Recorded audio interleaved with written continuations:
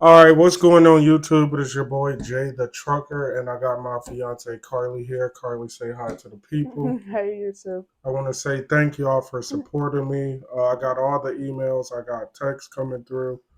I know I haven't been replying to the comments. I just got back on studios, getting the notifications. Definitely gonna reach back out about those. I also did buy new equipment. Since the guy when I did the pay stub video, he was like, "And you need to buy a new camera since you make so much." So I bought these microphones. They've been working pretty good. We've been messing with them all day. I got a few more things coming in the mail through Amazon. But this video, we kind of gonna tie this one together. We was gonna do two, but it fall perfectly. So we're going to talk about the difference between OTR, regional, dedicated, and local, which one I prefer, and then also the journey from rail all the way to Swift, like my employment history. Is it okay to jump ship while you're in trucking? So my definition of OTR is over the road. Basically, at that point, you out for weeks on end at a time. I can't remember what rail home time was. Uh, Was that the 11 days out, 2 days home? yeah, yeah. So I was staying out 11 days and came home for 2 days. So over the road, you're going all over, like all the lower 48 states. You can stay out as long as you possibly want. You won't be coming home every weekend. Some companies even got it being out a month, but you at least gonna be out a few months. Regional, that's what I am right now. You typically run an area and you stick to that, like the Midwest, running Northeast. It could be a dedicated lane as well.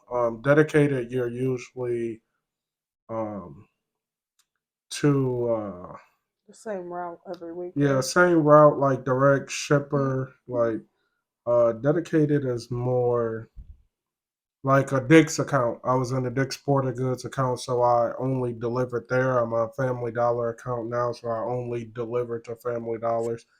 You will pick up backhauls, which is usually picking up from a outside shipper, and it's something that goes to the DC because it goes to each store. But that's the definition of a backhaul. And then you got local when you're at home every night, but you're definitely going to take a pay cut on that. So I've literally touched every single one. So this is where we're going to throw in the journey from rail to swift transportation for the second time, which I'm going to make a video on that. Y'all already know how I feel about that. So I started at rail in 2020. I was OTR at first. For about the first 4 months, I was OTR. And then I went on a dedicated account for Lowe's to make a little bit more money, but the dedicated account was only 34.5 cents. So obviously, I was making what the guys was making about 20 years ago. So I definitely was gonna get up out of there. There was no questions about that.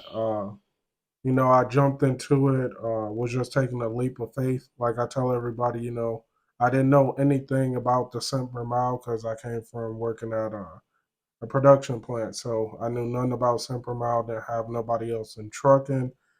Um, Plus, you did your schooling through yeah, I did my schooling through them as though. well. So, uh, they wasn't going to pay me too much. They just paid for everything. But once you get win and you start learning, 34.5 cents per mile was nothing. So then I left and I went to XPO. XPO. So I'm gonna let her talk about XPO logistics, and then if she says something I don't like, I will definitely add in on that.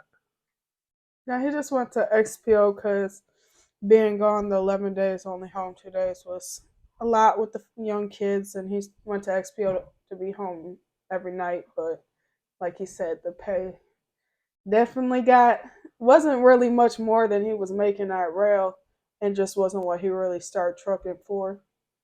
Yeah. So basically, what she's saying is the pay got tight. I was only making $24 an hour. I had low seniority at XPO, which is local LTL.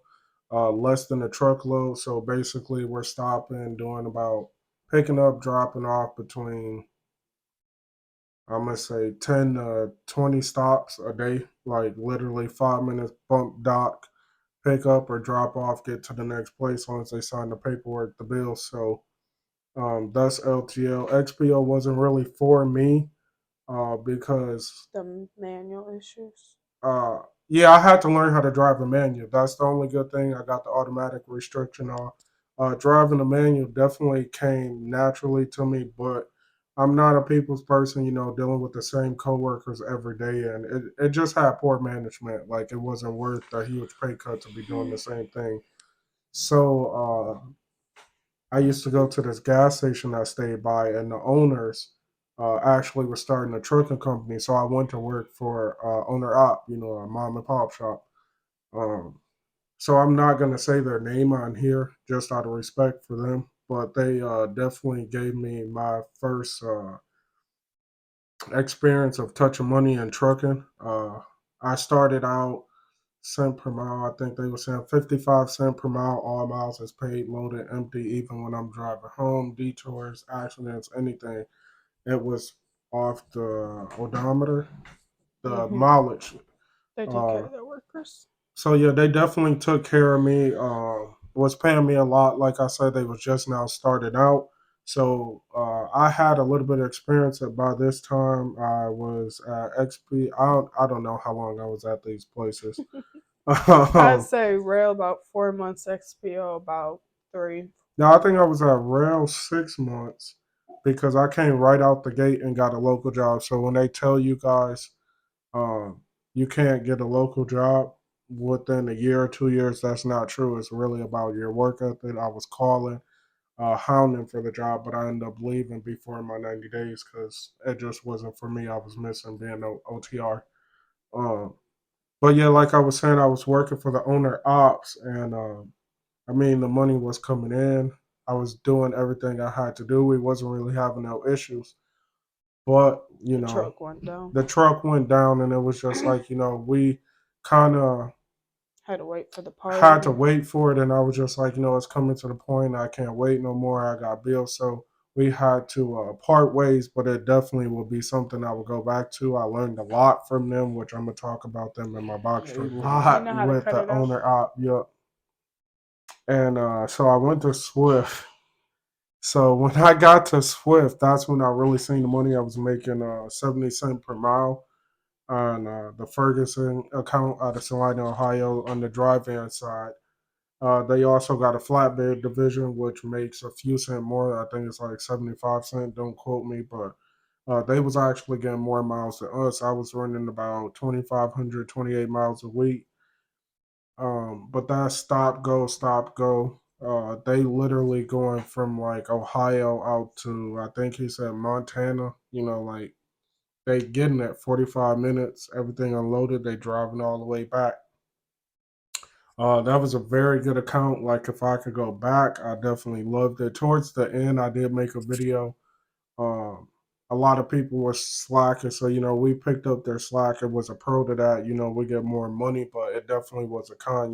Having to stay out, you're missing home time, and you don't want to mess your next week checkup. So I had from the owner ops to Swift, the Salina account, I had made enough money to do my own thing with box trucks. I learned the business side dealing with brokers from the owner ops and Swift.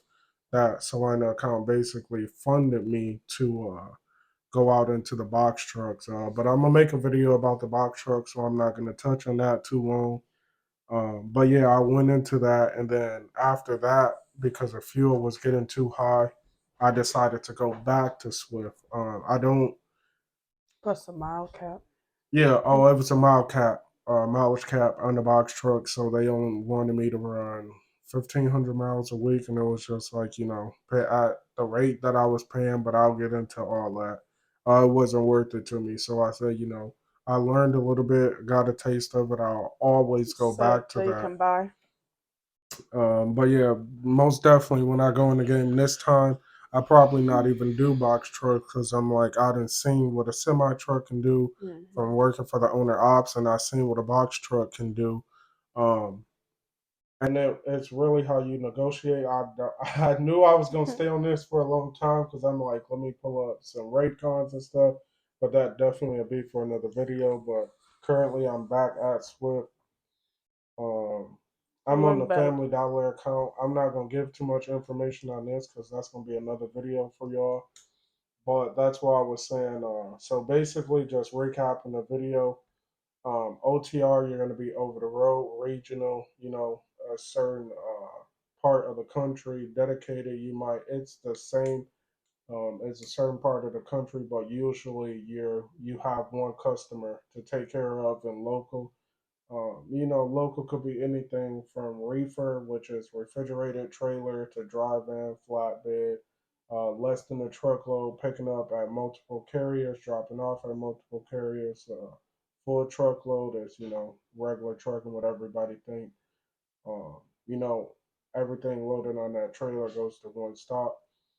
But to answer the question before we turn this video in, is jumping ship normal in trucking? To me, my definition is uh, You work most of up the the pay. companies treat you like, you just another number, just a driver. So if you at one company, well, y'all should already know where I stand. If you at a company, they're not doing right, you guys are not getting paid, or you have an opportunity to move up and learn another skill, do it. I went from Roehl OTR to dedicated, got a little pay jump. Then I went to the owner ops, definitely learned the business side of that with the semis, maintenance, everything like that. Um, so that was OTR with Roehl, dedicated with Roehl, local with XPO, um, regional with the owner ops, and that was also reefer. I did a little reefer with Roehl too. Then I came to Swift. Um, that was semi-regional, but I still made a lot of money. And then I did the box trucks on my own as Swift. There's Family Dollar. So I definitely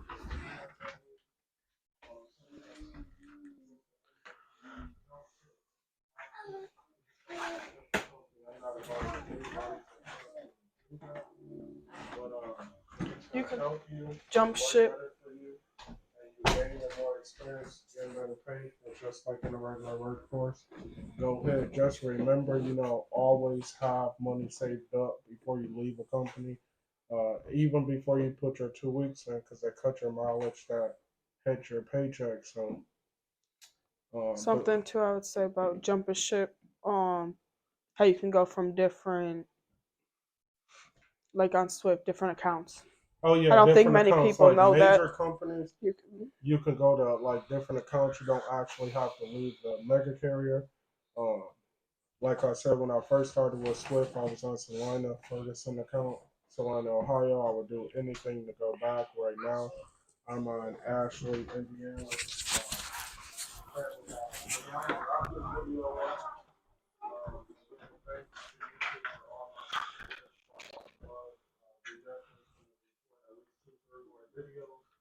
Get them edited and then start dropping them.